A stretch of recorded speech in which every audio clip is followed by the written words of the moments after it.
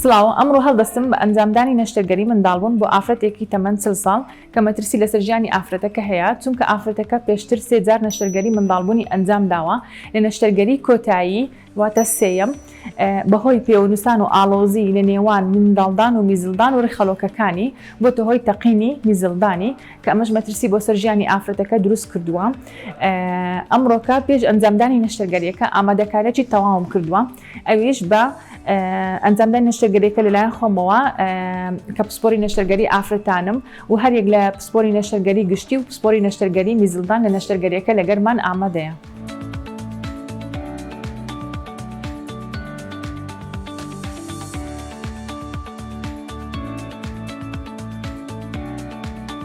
سپاس بۆخوا نەشتەرگەریەکە تەواو بوو بە سەرکەوتووی ئەنجامدرا، مەترسی لەسەر ژیانی ئافرەتەکە و منداڵەکە نەبووە.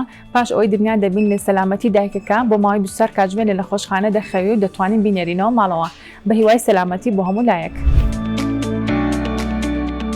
میهرەبانی، دڵسۆزی و لێزانی.